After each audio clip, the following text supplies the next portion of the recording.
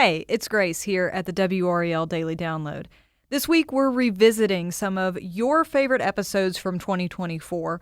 One of the most listened to episodes of this year was about two disappearances that have gotten national attention. Blake and London Deven's adoptive mother was arrested for their murder years after they went missing. Here's our episode from back in the spring when she was taken into custody.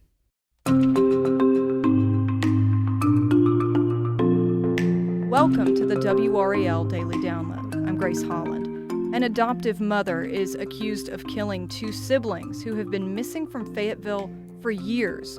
On Wednesday, London Deven was arrested in connection to the disappearances of Blake and London Deven, and detectives painted a grim picture of what they think happened to them. This is a story WRAL anchor Chris Lovingood has been following closely since this investigation began. Today, he's here to talk about what these revelations mean.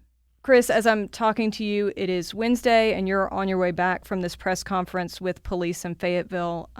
What's going through your mind as someone who's been covering Blake and London Deven's story for months? Well, for me, I think it's one of those things where since the second this story came out, late March, early April, about Blake missing, I said, wait a minute, something's off here. Mm-hmm. This person's been missing for at least a year plus, and we're only now just hearing about it. And they also had mentioned at the time, police, that there was something else separate they were investigating that led them to this. And I think the biggest thing was just there were a lot of plot points, but not a plot line, if that makes sense. Yeah, and, we talked about this investigation in May, and that was kind of where we went over those plot points, as you said, versus the plot line.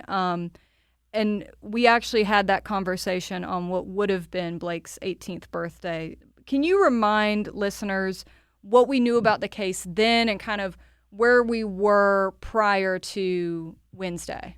Okay, so the biggest update was that obviously we knew that Blake had been missing, and then weeks later we had learned that London had been missing. And then we had learned that they had skeletal remains that were found.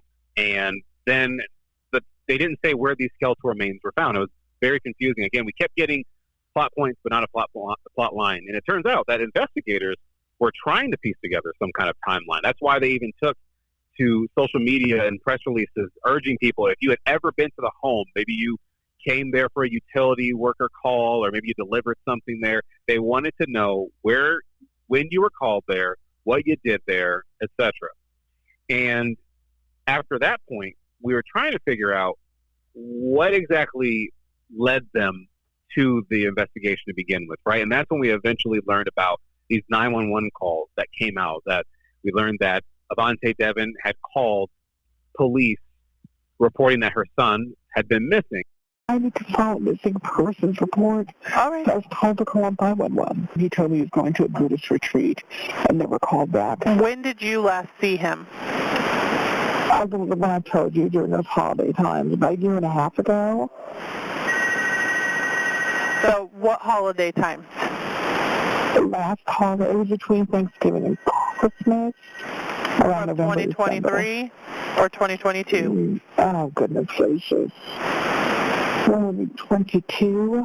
And that's where, again, another red flag in this story. So this person's been missing for this long, and then it's only then getting reported. And mind you, that call that I'm mentioning is from January. Right. The initial call that we learned now, and we've confirmed this from hearing the call, and now we're hearing from police the plotline. It was in, I believe it was November last year is what they said. So late last year was this call that they had received regarding a mental health crisis. The victim told authorities that he had not seen his brother Blake in 5 years, and that the last time he had seen him, he had a broken arm, and that he's now dead. That's kind of taking us to where we are now. We now understand what the catalyst was to begin the questions. We're kind of getting a more efficient timeline now in terms of when he went missing, which we're hearing from investigators. He's been missing for 5 years, according to his brother. And then London's been missing since 2019. But to my understanding, London Deven never reported her missing. That's coming from investigators from the press conference. So that takes us to where we are now, which is Avante Deven has been charged 7 counts.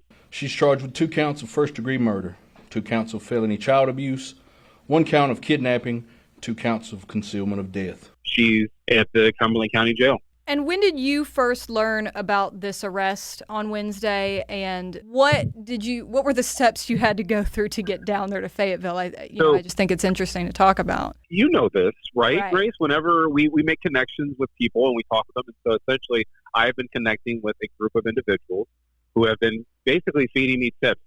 They've been giving me information about what they see and what they've heard. And I got a message. Oh goodness, this had to have been, I think, 12:05, maybe slightly before our noon show. Mm-hmm. I get pictures, and I see this post, hey, they're arresting her.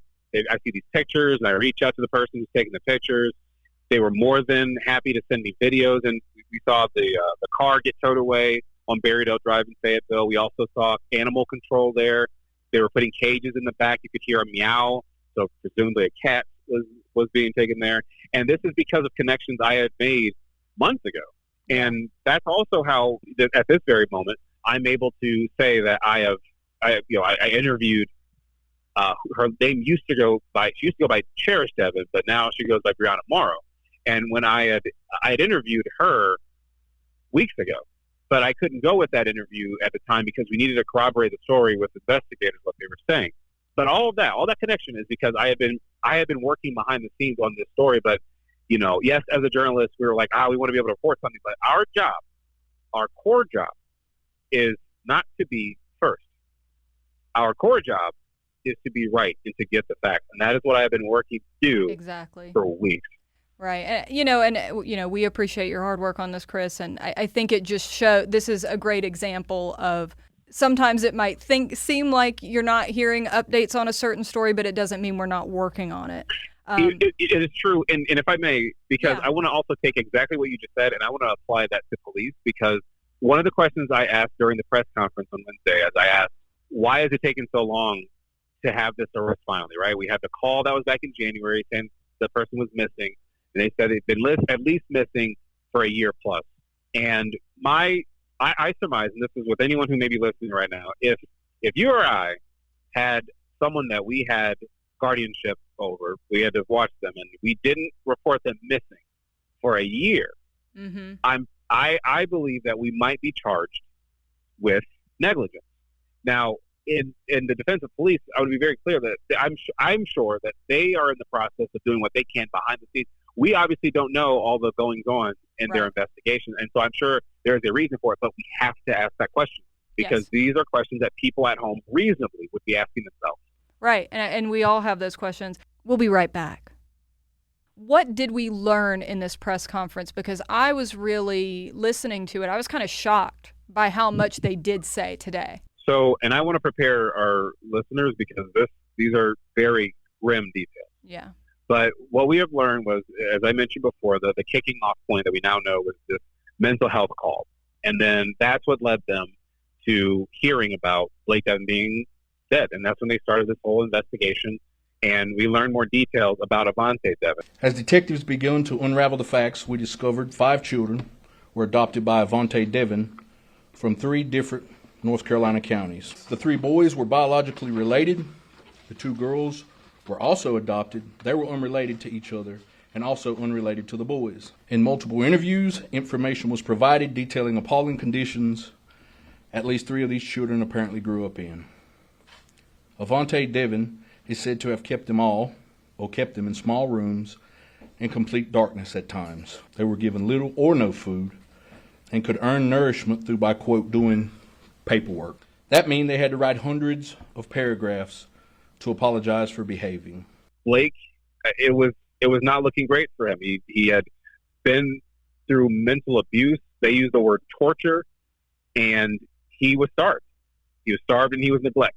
London sort of had the similar situation. She was starved and neglected, according to investigators. And then this part is extremely grim. The investigation uncovered Blake likely passed away while the Deven family lived at the Eichelberger Drive home.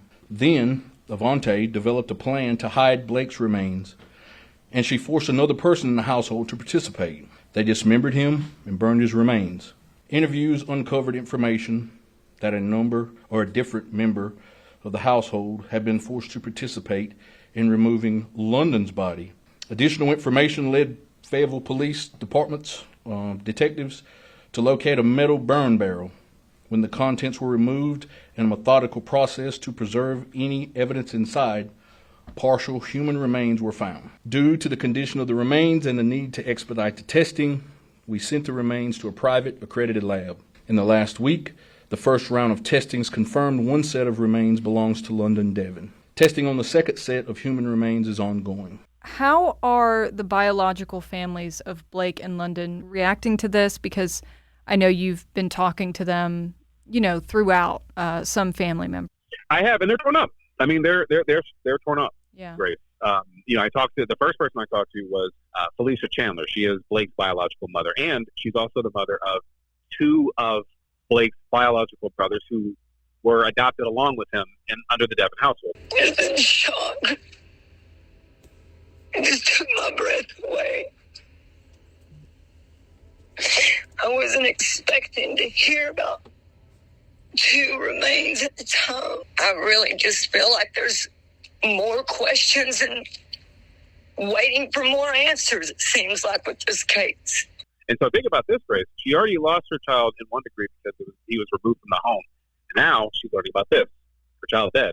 So she's sort of, in a way, lost her son twice. Then I also heard from Sherry McClellan. She is London Deven's biological mother, and she says, my family and I are more than shocked. Speechless is an understatement. Felicia Chandler and I we both appreciate your concern. We need time to heal and process all the information now. Just keep praying for our families, please, and thank you. God bless you all. And I tried not to talk too long for them because something like this, I don't like to, prod too much. But the reason why, and they agreed to give me these statements and to do this interview, was because they want people to know what they are going through right now. This is awful. This is traumatic, and it's worth talking about. It needs to be talked about. Yeah, I can't imagine what their families are going through, and it's not a fun part of our job. But at the same time, we always have to give people the opportunity to speak, and if they don't want it, no pressure is how I always look at it in the field. So what's next in this case? Well, court. To our understanding, Avante Deven is slated for court. She is supposed to be there today, so 2:30, and in the afternoon, and trying to get to see what may happen in court.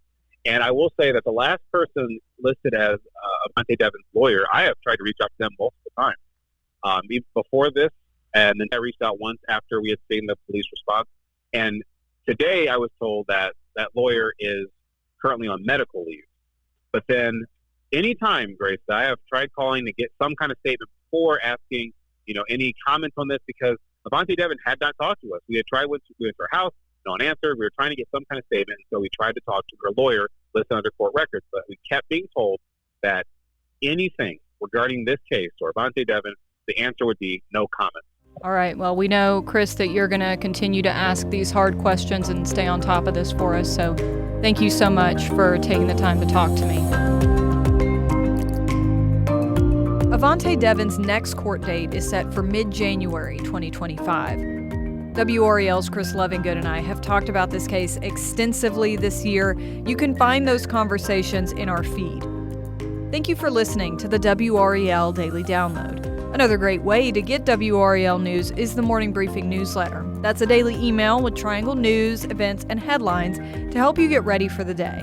You can sign up at WRAL.com/newsletter.